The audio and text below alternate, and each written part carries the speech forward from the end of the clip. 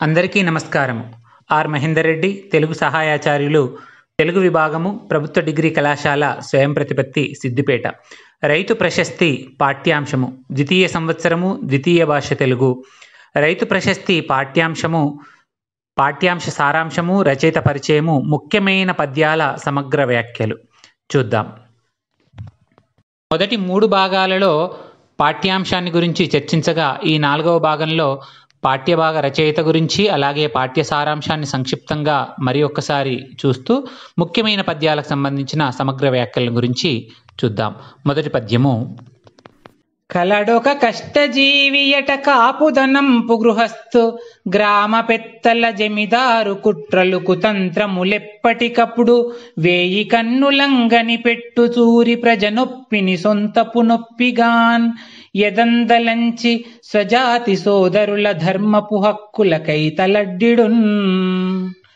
కలడొక కష్టజీవియట కాపుదనంపు గృహస్థు, గ్రామ పెత్తల జమిదారు కుట్రలు కుతంత్రములు ఎప్పటికప్పుడు, వేయి కన్నులగని పెట్టుచు ఊరి ప్రజనొప్పిని సొంతపు నొప్పిగాన్, ఎదందలచి స్వజాతి సోదరుల ధర్మపు హక్కులకై తల అడ్డిడున్.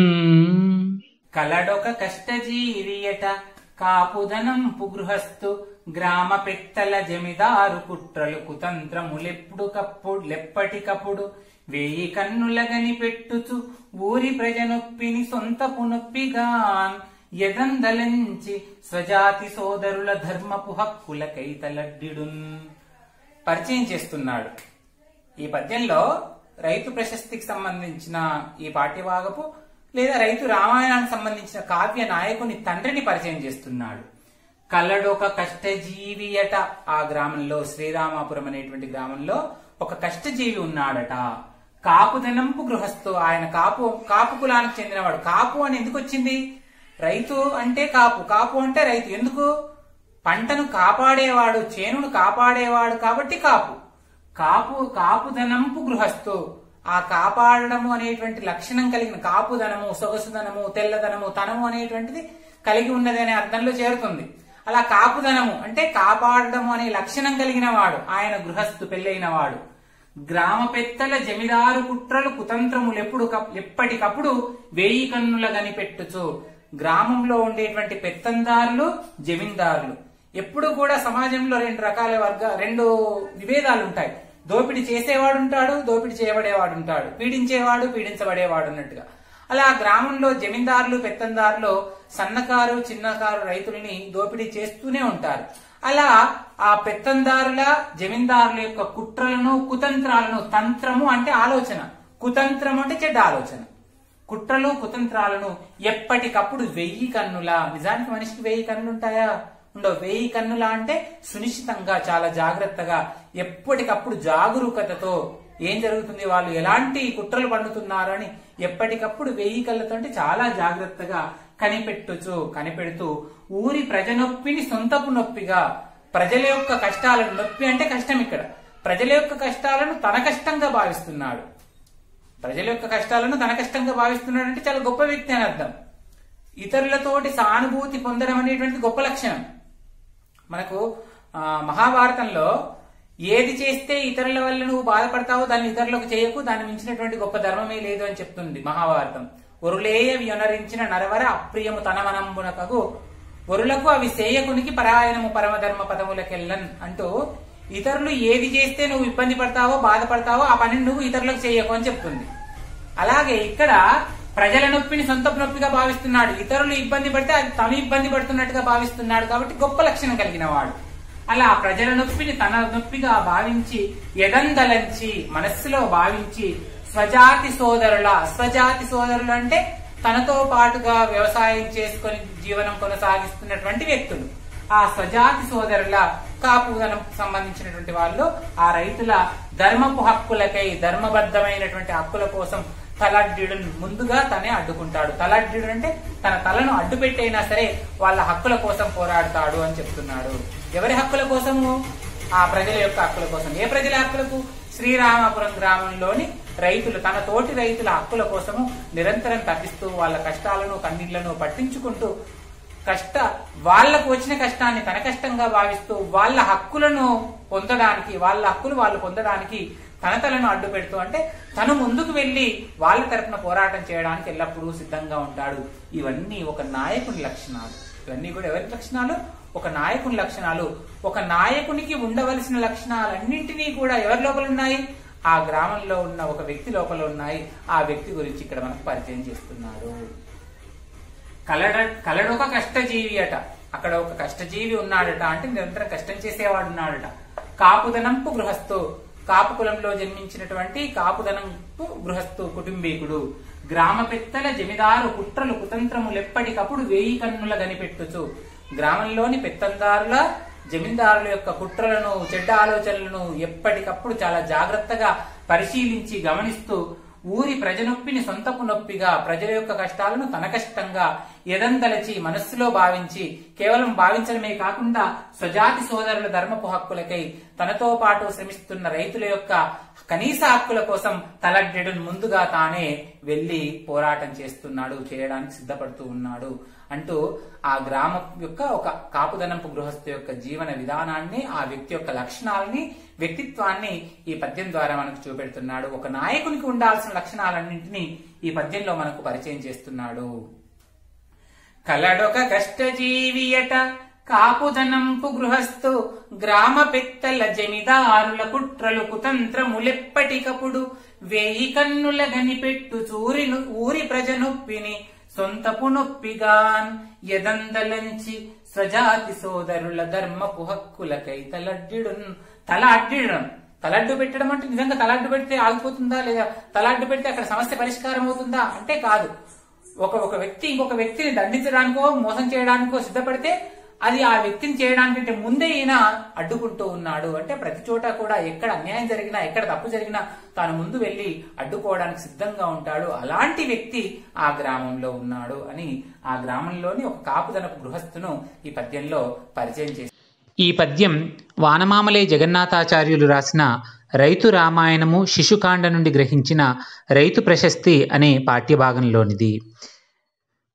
రైతు రామాయణం కావ్యనాయకుడైన రాముని తండ్రి సాగరయ్యను గురించి పరిచయం చేస్తూ శ్రీరామపుర గ్రామము, అందులోనూ వ్యవసాయ ఆధారితమైన శ్రీరామపుర గ్రామాన్ని పరిచయం చేసిన పిమ్మట ఆ గ్రామానికి నాయకుడిగా వ్యవహరిస్తూ ఉన్నటువంటి సాగరయ్యను పేరు చెప్పకుండా పరిచయం చేస్తూ సాగరయ్య గుణగణాలను గురించి వర్ణిస్తూ కవి చెప్పినటువంటి సందర్భంలోనిది.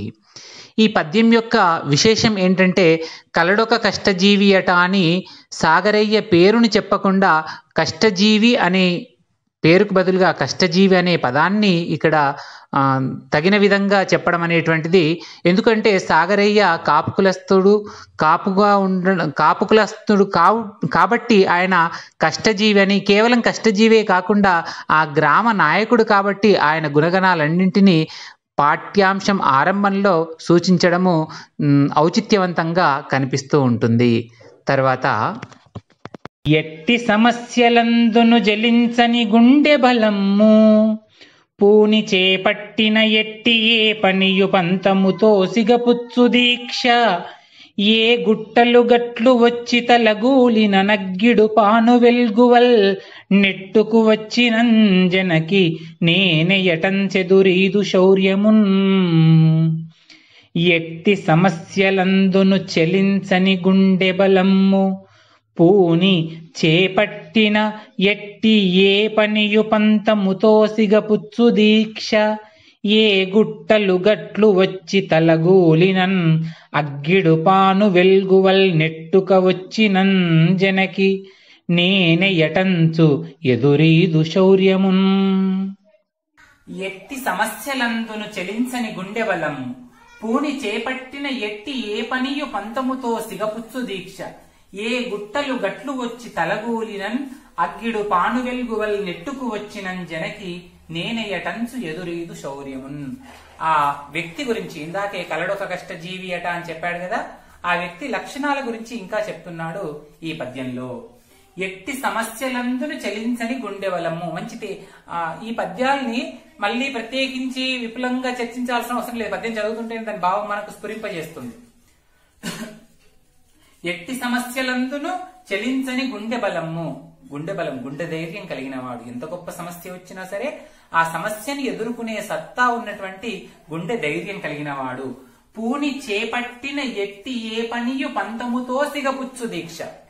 ప్రయత్నం చేసి ఒక కార్యాన్ని మొదలు పెడితే ఆ కార్యాన్ని పట్టుబట్టి పూర్తి చేసేటువంటి సిగపుచ్చు దీక్ష. సిగపట్టు అంటే వదలని పట్టు విడవలేనటువంటి గొప్పనైనటువంటి పట్టుదల కలిగిన వాడు. మనకు ధీరుల్ విఘ్న నిహన్యమానులగుతున్ నృత్యున్న తోత్సాహులై ప్రారబ్ధార్థములు ఉజ్జగింపరసమి ప్రజ్ఞానిధులు గావునన్ అని ఒక శతక పద్యంలో ఏనుగు లక్ష్మణ కవి చెప్తాడు. గొప్ప వ్యక్తి ఒక కార్యాన్ని మొదలు పెడితే ఎంత కష్టమైనా సరే ఆ కార్యాన్ని విడిచిపెట్టకుండా పూర్తి చేస్తాడు అని. అలాగే ఈ వ్యక్తి లక్షణం కూడా పూని చేపట్టిన ఎట్టి ఏ పనైనా సరే పంతముతో సిగపుచ్చు దీక్ష. పట్టుబట్టి, ప్రంతం అంటే ప్రయత్నం చేసి పట్టుబట్టి ఆ పనిని పూర్తి చేసేటువంటి కార్యదీక్షత కలిగిన వాడు. ఏ గుట్టలు గట్లు వచ్చి తలగూలిన, గుట్టలు గట్లు వచ్చి తల మీద పడినా అంటే గుట్టలు గట్లు వచ్చి తల మీద పడతాయా? కాదు. ఎన్ని కష్టాలు వచ్చినా, ఎన్ని ఇబ్బందులు ఎదుర్కొన్నా, ఏ గుట్టలు గట్లు వచ్చి తలగూలినా అంటే ఎన్ని రకాల గుట్టలు గట్లు వచ్చి తలగూలడం అనేది నేరుగా అర్థం చేసుకోకూడదు. ఎన్ని రకాల ఇబ్బందులు ఎదురైనా, ఎన్ని కష్టాలు ఎదురైనా, ఎన్ని సమస్యలు తన ప్రయత్నానికి అడ్డుగా వచ్చినా, అగ్గిడు పాను వెలుగువల్ నెట్టుకు వచ్చిన అగ్ని సముద్రాలు లాంటివి కూడా తన ప్రయత్నానికి అడ్డుగా తగిలినప్పటికీ కూడా చెనకి ఏమాత్రం భయపడని వాడు. నేనే ఎటంచు ఎదురు ఈదు శౌర్యమున్. అగ్ని సముద్రాన్ని కూడా, అగ్ని లాంటి సముద్రాన్ని కూడా ఎదురీదగలిగినటువంటి గొప్ప శౌర్యం ఉన్నవాడు అని ఆ వ్యక్తి గురించి చెప్తున్నాడు. ఆ రామాపురం గ్రామంలోని ఒక కాపు గృహస్థు గురించి చెప్తూ, ఏ సమస్య వచ్చినా చలించినటువంటి గొప్ప గుండెధైర్యం కలవాడు. ప్రయత్నం చేసి ఒక పని మొదలుపెట్టినట్టయితే ఆ పనిని పంతముతో, కార్యదీక్షతతో ఆ పనిని పూర్తి చేసే గొప్ప కార్యదక్షత, దీక్షత కలిగిన వాడు. ఎన్ని రకాల కష్టాలు, సమస్యలు ఎదురైనా, ఎంత పెద్ద అగ్ని సముద్రం లాంటిది అడ్డు వచ్చినా సరే ఏమాత్రం భయపడకుండా దానిని ఎదురీదేటువంటి గొప్ప శౌర్యం కలిగిన వాడు అంటూ ఆ వ్యక్తి యొక్క గుణగణాలను ఈ పద్యంలో మనకు చెప్తున్నాడు. ఎట్టి సమస్యలందును చెలించని గుండె బలము, పూని చేపట్టిన ఎట్టి ఏ పనియు పంతముతో సిగపుచ్చు దీక్ష. ఏ గుట్టలు గట్లు వచ్చి తలగూలిన, అగ్గిడు పాను వెల్గువల్ నెట్టుకు వచ్చి నంజనకి నేనెయటం చెదురీదు శౌర్యమున్. ఏదైనా సరే నేను దాన్ని ఎదుర్కొంటానని, ఎంత గొప్ప సమస్య, ఎంత కఠినమైన సమస్య ఎదురైనా సరే దాన్ని ఎదుర్కోవడానికి సిద్ధంగా ఉండేవాడు, సిద్ధపడుతూ ఉండేవాడు, అంత గొప్ప కార్యదీక్షత కలిగిన వాడు అంటూ ఆయన యొక్క గుణగణాలను పరిచయం చేస్తూ, ఈ గుణాలన్నీ ఆయనకు చిన్నప్పటి నుండే అలవాటు పడ్డాయి. చిన్నప్పుడే ఇలాంటి గొప్ప లక్షణాలన్నీ కూడా ఆయన లోపల ఉన్నాయి. ఈ పద్యంలో సాగరయ్య యొక్క గుణగణాలను వివరించడం జరిగింది. ఎన్ని సమస్యలు వచ్చినప్పటికీ కూడా చెదరని గుండె ధైర్యం కలిగిన వాడు, ఒక పనిని మొదలు పెడితే దాన్ని పూర్తి చేసే కార్యదీక్షత, దక్షత కలిగినటువంటి వ్యక్తి. ఎందుకు ఈ లక్షణాలను గురించి ఉద్దేశించి చెప్పాడు అంటే, అనంతరం చెప్పబోయేటువంటి పద్యాలలో ఆ గ్రామంలో ఉండేటువంటి మూర్ఖత్వాన్ని తొలగించి గ్రామాన్ని చైతన్యవంతంగా తీర్చిదిద్దడంలో సాగరయ్య మిక్కిలి కృషి చేశాడు. ఆ కృషి చేస్తున్న సందర్భంలో ఆయన ఎన్నో కష్టనష్టాలకు ఓర్చుకున్నాడు. ఎందుకు అంటే ఇక్కడ సాగరయ్య గొప్పవాడు, సాగరయ్యను ప్రజలంతా అభిమానిస్తున్నారు. ఎందుకు అభిమానిస్తున్నారు అనడానికి కారణంగా ఆయన యొక్క గొప్పనైన గుణాల గురించి ఈ పద్యంలో చెప్పడము విశేషం. సాగరయ్య గుణగణాలను గురించి చెప్తూ కవి చెప్తున్నటువంటి సందర్భంలోనిది ఈ పద్యము. అలాగే పొలముల పంట విత్తులను పూర్వులు చేసిన బాకి క్రిందనే కొలుచుచు, అప్పు పత్రములు క్రొత్తలు ప్రాతలు చేసి కొంచునున్, విలువలు జారనీక కడుబెట్టుగా గుట్టుగా నావనెట్టు, ఏ నిలువలు లేకపోయినను నిండగు మేల్ పరపత్యమూతగా. పొలముల పంట విత్తులను పూర్వులు చేసిన బాకి క్రిందనే కొలుచుచు, అప్పు పత్రములు క్రొత్తలు ప్రాతలు చేసి కొంచుచున్, విలువలు జారనీక కడుబెట్టుగా గుట్టుగా నావనెట్టున్, ఏ నిలువలు లేకపోయినను నిండగు మేల్ పరపత్యమూతగాన్. పొలముల పంట విత్తులను పూర్వులు చేసిన బాకి క్రిందనే కొలుచుచున్, అప్పు పత్రములు కొత్తలు ప్రాతలు చేసి కొంచుచున్ విలువలు జారణీక కడుబెట్టుగా గుట్టుగా నావనెట్టును ఏ నిలువలు లేకపోయినను నిండగు మేల్ పరపత్యము ఊతగాన్. ఒక సాధారణ రైతు జీవిత విధానాన్ని ఈ పద్యంలో మనకు చెప్తున్నాడు. చాలా వరకు 100% రైతుల జీవితం ఇలాగే కనిపిస్తుంది. అంటే ఇప్పుడు అభివృద్ధి చెందిన తర్వాత, కొంత అక్షర జ్ఞానం పెరిగిన తర్వాత రైతుల జీవితంలో కొంత మార్పు, ఒక 10% మార్పు జరిగిందేమో కానీ ఒక 30 సంవత్సరాల క్రితం వరకు కూడా సమాజంలో రైతు జీవితం ఈ విధంగానే కనిపించేది. పొలముల పంట విత్తులను, పొలంలో పండినటువంటి ధాన్యాన్ని పూర్వులు చేసిన బాకి క్రిందనే కొలుచుచు, అంతకంటే ముందు చేసినటువంటి, తనకంటే ముందు తన తాతలు తండ్రులు చేసినటువంటి అప్పు కిందనే కొలిచేవాళ్ళు. అంటే ఆ వ్యాపారస్తులు, వడ్డీ వ్యాపారస్తులు కావచ్చు, లేదంటే ధాన్యాన్ని కొనే వ్యాపారస్తులు కూడా ఆ లెక్కను ఏనాడో తెగనిచ్చేవాళ్ళు కాదు. ఆ మిత్తికి మిత్తి, ఇంట్రెస్ట్ కి ఇంట్రెస్ట్, వడ్డీ మీద వడ్డీ, వడ్డీ మీద వడ్డీ, అలా ఏనాడు ఆ బాకి తీరేది కాదు. వచ్చిన పంటంతా కూడా ఆ వ్యాపారి ఇంటికే చేరేది, రైతుకు మాత్రము శూన్యంగానే ఉండేది. అందుకే పొలముల పంట విత్తులను పూర్వులు చేసిన బాకి క్రిందనే కొలుచుచు, ఎప్పుడు వచ్చిన పంటను అప్పుడు ఆ బాకి కిందికే వెళ్లిపోయేది. ఆ బాకి ఏనాడు కూడా తీరేది కాదు. అప్పు పత్రములు క్రొత్తలు ప్రాతలు చేసి కొంచుచున్న, అప్పు పత్రాలు ఎప్పటికప్పుడు పాతవి కొత్తగా మార్చడం, పాతవి కొత్తగా మార్చడం, లెక్క చేసుకోవడం, మళ్ళీ కొత్తవి మార్చడం. లెక్క కొంత అప్పు కట్టిన తర్వాత మళ్ళీ కొత్త పత్రం రాస్తే దీని వడ్డీకి మళ్ళీ వచ్చే పంటకు మళ్ళీ వడ్డీ మీదనే తీరిపోయేది.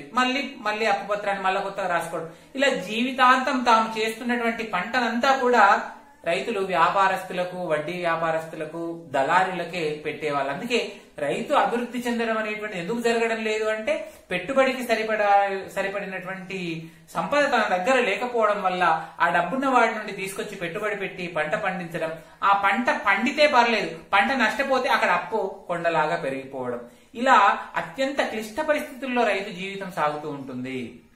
అందుకే ఆ రైతు ఎంత, ఈ సాగరయ్య గురించి చెప్తూ, సాగరయ్య అనే రైతు తాను చేసిన వ్యవసాయం ద్వారా పండించినటువంటి పంటను ఎప్పుడు ఆ పూర్వులు చేసినటువంటి బాకి కిందనే కొలుస్తూ, అప్పు పత్రాలని కొత్తగా పాతగా చేసుకుంటూ, విలువలు జారనీక, అట్లా చేసినప్పుడు కూడా ఏనాడు విలువలు జారిపోలేదు. విలువలు జారిపోలేదంటే నమ్మినటువంటి విలువలు తాను 10 మందికి చెప్పేవాడు కాబట్టి తను పాటించాలని ఏనాడు కూడా అన్యాయాలకు, అక్రమాలకు పాల్పడకుండా, తనకు అప్పు ఇచ్చిన వాడిని ఎదిరించకుండా, బెదిరించకుండా, ఎందుకు ఈ అప్పు తీరడం లేదని అడగకుండా, వాడు ఇచ్చాడు కాబట్టి వాడికి కట్టాలి అనేటువంటి ఆలోచన చేత ఏనాడు దిగజారిపోకుండా కడుబెట్టుగా గుట్టుగా నావనెట్టు, కడుబెట్టుగా చాలా గట్టిగా ప్రయత్నం చేసి గుట్టుగా రహస్యంగా నావను నెట్టుకుంటూ వస్తున్నాడు. నావను నెట్టుకుంటూ రావడం అంటే సంసారాన్ని గడుపుతూ వస్తున్నాడు, సంసారాన్ని సాగిస్తూ వస్తున్నారు. ఏనాడు కూడా తమకు లేదు అనేటువంటి విషయాన్ని బయటపడనివ్వకుండా చాలా రహస్యంగా ఆ ఇంటిని కాపాడుతూ వస్తున్నారు. తనకి ఏమీ లేదు, బికారి అనేటువంటి మాట ఏనాడు బయటపడకుండా వస్తున్నాడు. ఏ నిలువలు లేకపోయినను, పూర్వీకులు సంపాదించినటువంటి ఏ నిలువలు లేవు. నిలువలు అంటే, నిలువ అంటే గతంలో సంపాదించినటువంటి ధాన్యాన్ని పూర్తిగా అమ్ముకోకుండా ఇంట్లో నిలువ పోసుకునేవాళ్ళు. గుమ్ములలో అలాగే గరిసెలలో నిలువ ఉంచుకునేవాళ్ళు. అవసరం మేరకు ఆ ధాన్యాన్ని అమ్ముకుంటూ జీవనాన్ని కొనసాగించేవాళ్ళు. అలాంటి ఏ నిలువలు లేకపోయినప్పటికీ కూడా నిండగు మేల్ పరపత్యము ఊతగాన్, నిండైనటువంటి గొప్పనైనటువంటి మేలు చేసే గుణము పరపత్యము, పరపతి అంటే ఇతన్ని నమ్మి ఓడను డబ్బులు అడిగితే నమ్మి ఇవ్వడము, ఇంకెవరికైనా అవసరం ఉంటే ఇతని మధ్యలో జమీదారుగా ఉంటే ఇవ్వడము, ఇలా పరపతి కలిగిన వాడు. అంటే ఇతనికి ఇస్తే ఎటు పోవురా అనేటువంటి ఒక పరపతిని కలిగి ఉండడం. అలాంటి పరపతి మేలు రెండు ఊతగా ఆధారంగా ఆ జీవితాన్ని కొనసాగిస్తూ ఉన్నాడు సాగరయ్య.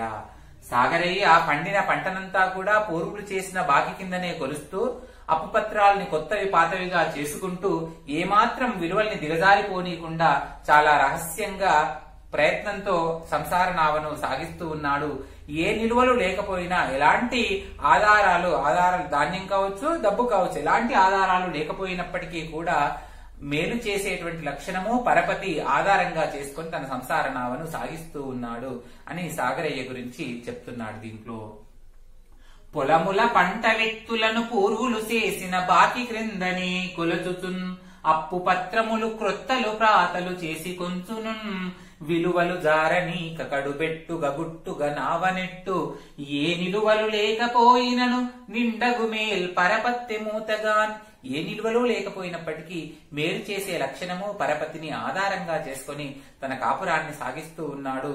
పండించిన పంటనంతా కూడా పూర్వులు చేసిన బాకి కిందనే కొలుస్తున్నాడు. అప్పుపత్రాలు కొత్తవి పాతవిగా చేసుకుంటూ విలువలు మాత్రం దిగజారిపోకుండా సంసార నావను రహస్యంగా నడుపుకుంటూ వస్తున్నాడని. ఈ పద్యంలో రైతు జీవిత వ్యధను గురించి, జీవితంలో రైతు పొందేటువంటి కష్ట నష్టాలను గురించి, ఆవేదనను గురించి చక్కగా వ్యక్తీకరించాడు. సాగరయ్య జీవితాన్ని గురించి చెప్తూ, సాగరయ్య గొప్పవాడైనప్పటికీ కూడా వ్యవసాయం చేస్తూ అప్పులు తీర్చలేక గుట్టుగా సంసారాన్ని నడుపుతున్నాడని సాగరయ్య సంసారాన్ని గురించి కవి చెప్పినటువంటి సందర్భంలోనిది పద్యము. సాగరయ్య ఒక వ్యవసాయ కుటుంబానికి చెందిన వ్యక్తి. గ్రామంలో పెద్దగా వ్యవహరిస్తూ ఉన్నప్పటికీ పంట మీద వచ్చినటువంటి డబ్బులతో లేదా పండిన పంటతో అప్పు తీర్చలేక పాత అప్పులనే కొత్తగా చేస్తూ పండిన పంటనంతా అప్పు కిందనే చెల్లిస్తూ పెద్దగా నిలువలు లేకపోయినా గుట్టుగా సంసారాన్ని సాగిస్తూ ఉన్నాడు. ఈ విషయము కేవలం సాగరయ్య కుటుంబానికి సంబంధించిందే కాకుండా సాధారణంగా సార్వజనీనంగా ప్రతి గ్రామంలో ప్రతి రైతు కుటుంబంలో కూడా ఇట్లాంటి పరిస్థితి కనిపిస్తూ ఉంటుంది. అలా రైతు జీవితంలో కనిపించేటువంటి ఆవేదనలను ఎక్కడ బయటపడకుండా గుట్టుగా సాగిస్తున్నటువంటి సంసారాలని గురించి చక్కగా ఈ పద్యంలో వివరించడం విశేషంగా చెప్పవచ్చు. పెండ్లములిర్వురాతనిది పెట్టని పేరొనరించి పోయి ఇండ్లిండ్ల పొడావునన్ పుడిగెరెత్తరు లేవిడి పాటబాడరు ఆ బండ్ల కొలందిగా నిలువ పాతరలుండవు గాని పోరు పొర్విండ్లకు చేట వేసుకొని ఇంతకునంతకునెంత కర్వులోన్. పెండ్లములిర్వురాతనిది పెట్టని పేరొనరించి పోయి ఇండ్లిండ్ల పొడావునన్ పుడిగెరెత్తరు లేవిడి పాటబాడరు బండ్ల కొలందిగా నిలువ పాతరలుండవు గాని పోరు పొర్విండ్లకు చేట వేసుకొని ఇంతకునంతకున్ ఎంత కర్వులోన్. పెండ్లములిరువురు అతనిది పెట్టని పేరొనరించి పోయి ఇండిళ్ల పొడావునను పుడిగరెత్తరు లేవిడి పాటబాడరు ఆ బండ్ల కొలదిగా నిలువ పాతరలుండవు గాని పోరు పొరువిన్లకు చేట వేసుకుని ఇంతకునంతకు ఎంత కరువులోన్. ఇంటి మర్యాదను కాపాడేది ఇల్లాలు. అంటే సాగరయ్య పెద్ద పటేలుగా ఉంటూ పెద్ద గొప్ప పరపతిని సంపాదించినప్పటికీ అక్కడ ఆర్థిక పరంగా తాను చాలా దిగజారే ఉన్నాడు. ఆర్థిక పరంగా ఆయన నిలువలలో లేడు. కానీ ఆయన ఆర్థిక పరంగా కూడా గట్టిగానే ఉన్నాడు అనేటువంటి విధంగా సంసార నావను నెట్టుకొస్తూ ఉన్నాడు. అందుకు సహకరిస్తున్నారు ఆయన ఇల్లాండ్రు గంగమ్మ మంగమ్మ. అందుకే వాళ్ళ గురించి చెప్తున్నాడు. ఎందుకంటే భార్య సహకరించని ఎడల భర్త సంసారం గుట్టుగా సాగడానికి సాధ్యమే కాదు. ఎందుకు? ఇల్లాలు ఏదైనా అవసరం మేరకు బయటకు వెళ్ళింది అంటే ఆ ఇంట్లో లేదు అనేటువంటి ఆ లేకిడి విషయము, లేని విషయము, బీదరికం సంబంధించిన విషయం బయటపడుతుంది. అందుకే వాళ్ళు ఏనాడు కూడా బయటపడలేదు. పెండ్లములు ఇరువురు అతనిది పెట్టని పేరునరించి, ఇద్దరు భార్యలు కూడా ఆయన పేరుని ఏనాడు కూడా చెడిపోనివ్వలేదు. పోయి ఇండ్లిండ్ల పొడావునను పుడిగరెత్తరు, వెళ్లి ఇండ్లిళ్లలో అంటే చుట్టూ ఉండేటువంటి ఇళ్లలో పుడిగరెత్తరు. చిన్న చిన్న పుడిగి అంటే చిన్నది, చిన్నదాన్ని కూడా వాళ్ళు ఏనాడు అడగలేదు. లేవిడి పాట పాడరు, ఇంట్లో ఇది లేదు అది లేదు అని ఎన్నాడు కూడా లేవిడి పాట అంటే ఇది లేదు అది లేదు అంటే ఎప్పుడు చేరించుకోవడము, లేదు లేదు అనేటువంటి మాట ఏనాడు కూడా మాట్లాడరు. ఆ బండ్ల కొలదిగా నిలువ పాత్రలు ఉండవు. కానీ ఇంట్లో ఏమాత్రం లేకున్నప్పటికీ బండ్ల నిండా నిలువ పాత్రలు. ఎందుకంటే వెనకటి రోజుల్లో ధాన్యాన్ని ఇంట్లోనే నిల్వ పాత్ర వేసుకుని దాచుకునేవాళ్ళు. అలా బండ్ల నిండా వచ్చిన ధాన్యం ఇంట్లో లేనప్పటికీ కూడా పోరు పొరుగిన్లకు ఎన్నడూ కూడా పొరుగిన్లకు వెళ్లరు. ఎందుకు వెళ్లరు? మామూలుగా వెళ్తారు. దేనికోసం వెళ్లరు?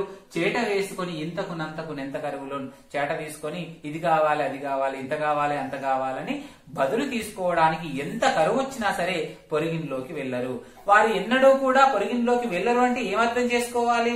ఆ సంసార నావ చాలా గుట్టుగా సాగుతుంది, వాళ్ళు వాళ్ళంతటో వాళ్ళు బతుకుతున్నారు అనేటువంటి ఆలోచన ఇక్కడ అందరికీ కలిగే విధంగా చెప్తూ, ఇరువురు అతనిది పెట్టని పేరునరించి పోయి ఇండ్లిళ్ల పొడావునని పుడిగరెత్తరు. ఆయన భార్యలిద్దరూ కూడా ఆయనకు సంబంధించిన పేరు ఏమాత్రం చెడిపోకుండా చాలా జాగ్రత్తగా కాపాడుతూ ఏనాడు పక్కిళ్లలోనికి వెళ్లి పుడిగెరెత్తరు. పుడిగె అంటే చిన్న చిన్నది కూడా కావాలని అడగరు, లేవిడి పాట పాడరు, ఇంట్లో ఏమీ లేకున్నా లేదు అనేటువంటి మాటను బయటకు తీసుకురారు. ఆ బండ్ల కొలదిగా నిలువ పాత్రలు ఉండవు, కానీ బండ్ల నిండుగా వచ్చినటువంటి ధాన్యము ఇంట్లో ఏమీ ఉండదు. అయినప్పటికీ కూడా ఎంత కరువు ఉన్నప్పటికీ, తినడానికి ఆ పూటకి తిండి లేనప్పటికీ కూడా పోరు పొరువిళ్లకు ఇతరుల ఇళ్లలోకి వెళ్లరు. చేట వేసుకొని ఇంతకునంతకు చేట వేసుకొని ఈ పూటకు కావాలి, ఆ పూటకు కావాలి, ఈ బదులు కావాలి, ఆ బదులు కావాలని ఏమాత్రం బదులు తీసుకోవడానికి వెళ్లరు. అందుకే ఆ సంసార నావ అంత రహస్యంగా అంత గుట్టుగా సాగుతుంది. సాగరయ్య పరపతి సమాజంలో ఇంకా నిలుకొని ఉంది. అంటే సాగరయ్య పరపతి అంత గొప్పగా ఉండడానికి కారణం సాగరయ్య వ్యవహారం ఒక్కటే కాదు, ఆయనకు తగిన విధమైనటువంటి భార్యలు కూడా ఉండడము ఇక్కడ సాగరయ్యకు అనుకూలమైనటువంటి విషయము. అలా అనుకూలవతులైనటువంటి భార్యలతో జీవనం సాగిస్తూ సాగరయ్య గుట్టుగా సంసార నావను సాగిస్తూ ఉన్నాడు. సాగరయ్య భార్యల గురించి, సాగరయ్య అన్యోన్యమైన జీవనం గురించి, వారి కుటుంబ వ్యవస్థను గురించి చెప్తున్నటువంటి సందర్భంలోనిది పద్యం. సాగరయ్య పండించిన పంటనంతా అప్పుల కిందనే చెల్లిస్తూ కొత్త అప్పులు పాతప్పులను కొత్తగా చేసుకుంటూ జీవిస్తూ ఉన్నాడు. అయినప్పటికీ కూడా ఆయన ఇల్లాండ్రు ఏమాత్రం ఇంట్లో ఉన్నటువంటి లేనితనాన్ని బయట పెట్టకుండా, ఇంట్లో ఎలాంటి ధాన్యం లేకపోయినా చిన్న చిన్న వస్తువులకు కూడా పొరుగింట్లకు అప్పు కోసం వెళ్లకుండా గుట్టుగా సంసారాన్ని సాగిస్తున్నాడు. అంటే ఒక కుటుంబంలో కుటుంబం యొక్క పరువు కాపాడడానికి కుటుంబానికి సంబంధించిన పెద్దవాడు, కుటుంబ పెద్ద అయినటువంటి పురుషుని ప్రాధాన్యత ఎంత ఉంటుందో అంతకంటే ఎక్కువగా ఆ కుటుంబానికి సంబంధించిన ఇల్లాండ్ర పాత్ర కూడా ఉంటుంది అనేది ఈ పద్యం ద్వారా మనకు చెప్తున్నాడు. సాగరయ్య ఎలాగైతే పరపతిని ఊతగా చేసుకొని సమాజంలో పెద్దగా గౌరవించబడుతున్నాడో అలా ఆయన గౌరవించబడడానికి కారణం కేవలం ఆయన పరపతే కాదు, కుటుంబం యొక్క లేనితనాన్ని, బీదరికాన్ని ఎన్నడూ బయటపడనివ్వకుండా గుట్టుగా సంసారాన్ని సాగదీస్తున్నటువంటి ఆయన భార్యలు గంగమ్మ, మంగమ్మదని చెప్పడం అంటే కాపు కులస్తుల యొక్క స్త్రీల అభిమానధనం గురించి చెప్పడం ఇందులోని విశేషంగా చెప్పవచ్చు. ప్రాయము చెల్లె నాకు నిక పాపలు గల్గుట కల్లా అంచభిప్రాయము పొంది సాగరుని రాణి స్వసోదరి మంగమాంబతో రేయి బవల్లు సోది పునరించి మనస్సును నుంచి భర్తకున్ వేయి వచించి సాధ్వి ముడివెట్టెదు రేపటి దారి కోసమై. ప్రాయము చెల్లె నాకు నిక పాపలు గల్గుట కల్లా అంచు అభిప్రాయము పొంది సాగరుని రాణి స్వసోదరి మంగమాంబతో రేయి బవల్లు సోది పొనరించి మనస్సును నుంచి భర్తకున్ వేయి వచించి సాధ్వి ముడివెట్టెదు రేపటి దారి కోసమై. ప్రాయము చెల్లె నాకు ఇక పాపలు గల్గుట కల్లా అంచు అభిప్రాయము పొంది సాగరుని రాణి స్వసోదరి మంగమాంబతో రేయింబవల్లు సోది పునరించి మనస్సును నుంచి భర్తకున్ వేయి వచించి సాధ్వి ముడివెట్టెదు రేపటి దారి కోసమై. మనకు ఈ గ్రామ పెద్ద సాగరయ్య, మనకు ఈ పాఠ్యాంశంలోని నాయకుడిగా సాగరయ్య, ఆయన భార్య గంగమ్మ. చాలా కాలం వరకు వారికి సంతానం కలగలేదు. కాబట్టి గంగమ్మ ఆలోచన చేసింది, ప్రాయము చెల్లె నాకు వయస్సు అయిపోయింది, సంతానాన్ని పొందేటువంటి వయస్సు అయిపోయింది, పాపలు కలుగుట కల్లా ఇక సంతానాన్ని పొందడం అనేది సాధ్యం కాని విషయము, అంచు అభిప్రాయము పొంది అని ఆలోచన చేసి సాగరుని రాణి గంగమ్మ, సాగరయ్య భార్య గంగమ్మ స్వసోదరి మంగమాంబతో, తన సొంత చెల్లెలు మంగమాంబతో రేయింబవళ్ళు సోది పునరించి నిరంతరం చెప్పి నానా రకాలుగా చెప్పి, సోది అంటే ఎప్పుడు చెప్పే ముచ్చట్ను సోది చెప్తుండ్రా అంటారు, అలా చెప్పిందే చెప్పి ఆ మంగమాంబ మనస్సును మార్చి, మనస్సును నుంచి ఆమె మనస్సును అనుకూలంగా నడుచుకునేటట్టుగా చేసి అక్కడ చెల్లెలకు చెప్పి ఒప్పించింది. ఇక్కడ భర్తకు వేయి వచించి, ఇక్కడ భర్తకు కూడా 1000 విధాలుగా చెప్పింది. ఆయనకి ఇష్టం లేకున్నా కూడా భర్తకు నానా రకాలుగా 1000 విధాలుగా చెప్పి సాధ్వి, గొప్ప ఇల్లాలైనటువంటి ఆ గంగమ్మ ముడివెట్టెదు రేపటి దారి కోసమై భర్తకు రెండో పెళ్లి చేసింది. మొదటి భార్యనే భర్తకు రెండో పెళ్లి చేసింది. ఎవరితో? తన సొంత చెల్లెలతో రెండవ వివాహము చేసింది. రేపటి దారి కోసమే. రేపటి దారి అంటే సంతానం కోసం. సంతానం ఉంటే తమను వృద్ధాప్యంలో తమను చేరదీస్తారు, ఆదరిస్తారు అనేటువంటి ఆలోచన చేత సంతానం కోసము గంగమ్మ తన భర్తకు తన చెల్లెలు మంగమ్మతో వివాహం చేసింది. ప్రాయము చెల్లె నాకు నిక పాపలు గల్గుట కల్ల అంచభిప్రాయము పొంది సాగరుని రాని స్వసోదరి మంగమాంబతో రేయింబవల్లు సోది పునరించి మనస్సును నుంచి భర్తకున్ వేయి వచించి సాధ్యముడి పెట్టెదు రేపటి దారి కోసమై. ఈ వ్యవహారం మనకు ఇప్పటికీ కూడా అక్కడక్కడ కనిపిస్తుంటుంది. సొంత సోదరిని వివాహం చేయడం అనేటువంటిది అంటే సంతానం లేని పక్షంలో తమ సొంత చెల్లెలు, సొంత సోదరి పిల్లలైతే తనను బాగా చూస్తారనేటువంటి ఆరాటం చేత సొంత చెల్లెల్నిచ్చి వివాహం చేయడం అనేటువంటి కనిపిస్తూ ఉంటుంది. అలా సాగరయ్య భార్య గంగమ్మ తన వయస్సు అయిపోయింది, ఇక తనకు సంతానం కలగదని ఆలోచన చేసి తన చెల్లెలు మంగమ్మతో నానా రకాలుగా చెప్పి ఆమె మనస్సును మార్చి భర్తకును అనేక రకాలుగా చెప్పి ఒప్పించి వారిరువురికి వివాహం చేసింది భవిష్యత్ దారి కోసము. భవిష్యత్తులో తాము సుఖంగా ఉండడం కోసం తన భర్తకు రెండవ పెళ్లి చేసింది. సాగరయ్యకు తన మొదటి భార్య గంగమ్మ రెండవ పెళ్లి చేయడానికి గల కారణాలను, చేసిన సందర్భాన్ని గురించి కవి వర్ణిస్తున్నటువంటి సందర్భంలోనిది పద్యం. సాధారణంగా సంతానం లేమి అనేటువంటిది కుటుంబాన్ని ఏ రకమైన ఇబ్బందులకు గురి చేస్తుందో తెలియజేస్తూ, సంతానం లేకపోవడం వల్ల వార్ధక్యంలో తమను చూసుకునే వాళ్ళు ఉండరని, ఆ బెంగతోనే చాలామంది చాలా రకాలుగా ఇబ్బందులు పడతారనేది ఈ పద్యం ద్వారా చెప్తున్నాడు. అందుకనే ఆ సమస్యను అధిగమించడానికి ఇంకొకరిని వివాహం చేసినట్టయితే వారికి పుట్టే పిల్లలు తనను బాగా చూసుకుంటారో లేదోనని భావించి గంగమ్మ తన సొంత చెల్లెలైనటువంటి మంగమ్మకు అనేక విధాలుగా నచ్చజెప్పి, ఇటు భర్తకు నచ్చజెప్పి వారికి వివాహం చేస్తుంది. ఎందుకు అంటే తన సొంత చెల్లెలికి పుట్టినటువంటి సంతానం తనను తల్లిగా స్వీకరిస్తారు అనేటువంటి ఒక ఆశ ఇక్కడ మనకు గంగమ్మలో కనిపిస్తుంది, సాగరయ్య మొదటి భార్య గంగమ్మలో కనిపిస్తుంది. ఇలా ఒక రైతు జీవితంలోని, సాధారణ రైతు జీవితంలోని కుటుంబ వ్యవస్థను గురించి, కుటుంబంలోని అక్కా చెల్లెళ్ళు, భార్యాభర్తల మధ్య ఉండే సంబంధం గురించి, సంతానం మీద ఉండే ప్రీతిని గురించి, భవిష్యత్తు కాలానికి సంబంధించిన ఆలోచనను గురించి ఈ పద్యంలో చక్కగా వివరించడం జరిగింది. ఇక రైతు ప్రశస్తి పాఠ్యాంశ రచయిత వానమామలయ్య జగన్నాథాచార్యుల రచిత పరిచయం గురించి, పాఠ్యభాగ సారాంశం గురించి సంక్షిప్తంగా మరొకసారి అవలోకనం చేసుకుంటే, రైతు ప్రశస్తి పాఠ్యాంశ రచయిత వానమామలయ్య జగన్నాథాచార్యులు. వానమామలయ్య జగన్నాథాచార్యులు 1910లో వరంగల్ జిల్లా మడికొండ గ్రామంలో జన్మించారు. తల్లిదండ్రులు సీతమ్మ, బక్కయ్య శాస్త్రి. వీరు నలుగురు అన్నదమ్ములు. అభినవపోతనగా ప్రసిద్ధిగాంచిన వానమామలయ్య వరదాచార్యులు జగన్నాథాచార్యులకు స్వయానా సోదరులు. వానమామలయ్య జగన్నాథాచార్యులు రైతు రామాయణం అనే కావ్యాన్ని, కార్పాసలక్ష్మి అనే నాటకాన్ని రాశాడు. ఈయన అనంతరం కరీంనగర్ జిల్లా హుజురాబాద్ ప్రాంతంలో కొంతకాలం ఉపాధ్యాయునిగా పనిచేసి మలిదశలో, వార్ధక్య దశలో ఆయన పోతరెడ్డిపేట అనే గ్రామంలో స్థిర నివాసం ఏర్పాటు చేసుకొని హరికథ కాలక్షేపం చేస్తూ గడిపాడు. రైతు రామాయణం అనే కావ్యం ఒక కొత్త ప్రయోగం. రామాయణ కథను, రైతు జీవితాన్ని రెండింటినీ మేళవించి రాయబడ్డ కావ్యం రైతు రామాయణం. రామాయణంలో 6 కాండాలు ఉన్నట్టుగానే రైతు రామాయణంలో కూడా శిశుకాండ, శిక్షణకాండ, కృషికాండ, కళ్యాణకాండ, నిర్బంధకాండ, విజయకాండ పేరుతో 6 కాండాలుగా రైతు రామాయణాన్ని రాయడం జరిగింది. రైతు జీవన విధానాన్ని, రైతు జీవిత స్థితిగతులను, పడే కష్టాలను, పొందే బాధలను ఇత్యాది విషయాలన్నింటినీ రైతు రామాయణంలో అక్షరీకరించారు వానమామలయ్య జగన్నాథాచార్యులు. ఈ రైతు రామాయణం అనే కావ్యం వ్యవసాయ పదకోశంగా, నుడికారాలకు నిలయంగా కనిపిస్తూ ఉంటుంది. ఇక కథా విషయానికి వస్తే, పాఠ్యభాగంలో రచయిత ఒక కాపు గృహస్థి యొక్క జీవన విధానాన్ని, ఆయన యొక్క చాతుర్యాన్ని, ఆయన తెలివితేటలను, ఆయన జీవన విధానాన్ని, గ్రామీణ పరిస్థితులను ఇత్యాది విషయాలన్నింటినీ మనకు కళ్ళకు కట్టినట్టుగా వర్ణించడం జరిగింది. శ్రీరామాపురం అనే గ్రామము వ్యవసాయ ఆధారిత గ్రామము. ఆ గ్రామంలో పుట్టిన ఒక కష్టజీవి సాగరయ్య. ఆయన గుండెబలము, కండబలము కలిగినవాడు. పెద్ద పేరు కలిగిన వాడు. ఆయనకు సంపద లేకపోయినా కూడా ప్రజాభిమానం కలిగినటువంటి వాడు. ఎవరికి ఏ కష్టం వచ్చినా ముందు తాను నిలుచుండి వారి కష్టాలు తీర్చేవాడు.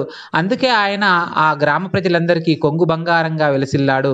ప్రతి ఒక్కరూ కూడా ఆయనను కాదని ఏ పని చేసేవారు కాదు. చిన్నదైనా పెద్దదైనా అతనికి చెప్పి పనులు చేసుకునేవాళ్ళు. ఆ గ్రామంలో కరుడుగట్టుకుపోయిన మూర్ఖత్వాన్ని పారద్రోలడానికి ఆయన ఎంతో కష్టపడ్డాడు. ఎన్నో ఇబ్బందులు పడి వాళ్ళను చైతన్యపరిచాడు. క్రమంగా మూర్ఖత్వంతో నిండిపోయిన ఆ గ్రామంలో చైతన్యం వెల్లివిరిసింది. ప్రజలు అధికారుల దౌర్జన్యాలపై తిరుగుబడ్డారు. అలా ఆ విప్లవం రగులుకునేసరికి గ్రామ పెత్తందారులు, జమీందారులు ఇక తమ పాలన చెల్లదని, తమ అధికారము దౌర్జన్యాలు చెల్లవని తోకముడుచుకొని కూర్చున్నారు. ఇలా గ్రామ ప్రజలందరికీ నిరంతరం సహాయ సహకారాలు అందిస్తున్నటువంటి గొప్ప వ్యక్తి సాగరయ్య. ఆ సాగరయ్యకు ఇరువురు భార్యలు, ఒకరు మంగమ్మ, రెండవ వారు గంగమ్మ. సాగరయ్య మొదటి భార్య గంగమ్మ. ఆమె వయస్సు అయిపోయింది, ఇక నాకు పిల్లలు కలగరని భావించి తన చెల్లెలు మంగమ్మను ఒప్పించి భర్తకు అనేక విధాలుగా చెప్పి భర్తకు మంగమ్మతో రెండో వివాహం చేసింది. అలా కొంతకాలం జరిగిన తర్వాత కూడా మంగమ్మకు వివాహం జరగలేదు. క్రమంగా సాగరయ్య వయస్సు షష్టిపూర్తి దగ్గరికి వచ్చింది. సాగరయ్య కుటుంబంలో సంతానం కలిగితే బాగుండు అని ప్రజలందరూ ఆశిస్తూ ఉన్నారు. కానీ ఇక సంతానం కలగదని భావించి సాగరయ్య ఆశలు ఉడిగి కూర్చున్నాడు. ఇలా కొంతకాలం జరుగుతూ ఉండగా ఆయన భార్యలు ఇరువురు నిరంతరం దైవనామస్మరణతో ఈశ్వరుణ్ణి, రాముణ్ణి పూజిస్తూ ఉన్నారు. కొంతకాలానికి ఆ ఇరువురు భార్యలు నెలలు తప్పి పండంటి మగబిడ్డలను ప్రసవించారు. ఈ విధంగా సాగరయ్య ప్రజలందరూ కోరుకున్నట్టుగా సంతానవతుడు కావడంతో ప్రజలంతా మిక్కిలి సంతోషంతో వేడుక చేసుకోవడం జరిగింది. ఇలా ఒక సాధారణ రైతు ప్రజలను ఏ విధంగా మూర్ఖత్వం నుండి బయటకు తీసుకురాగలిగాడు, వారి లోపల ఎలా చైతన్యాన్ని రగిలింపజేశాడు, అందుకు కృతజ్ఞతాభావంగా ప్రజలు ఆయన సంతోషాన్ని ఎందుకు కోరుకున్నారు ఇత్యాది విషయాలను, గ్రామీణ జీవన విధానాన్ని, ప్రజల మధ్య ఉండేటువంటి ఆత్మీయ సంబంధాలను గురించి ఈ పాఠ్యభాగంలో కవి వానమామలై జగన్నాథాచార్యులు చాలా చక్కగా వివరించడం జరిగింది. ఇంతవరకు మనము రైతు ప్రశస్తి పాఠ్యాంశ రచయిత శ్రీ వానమామలై జగన్నాథాచార్యుల పరిచయం గురించి, పాఠ్యభాగ నేపథ్యం గురించి, పాఠ్యభాగ సారాంశం గురించి, అలాగే పాఠ్యాంశంలోని ముఖ్యమైన పద్యాల విశేషణాల గురించి చర్చించడం జరిగింది. ఇది 4వ భాగము. ఇంతటితో పాఠ్యాంశం పూర్తయింది. ఆర్ మహేందర్ రెడ్డి, తెలుగు సహాయాచార్యులు, తెలుగు విభాగము, ప్రభుత్వ డిగ్రీ కళాశాల, స్వయం ప్రతిపత్తి, సిద్దిపేట. ధన్యవాదాలు.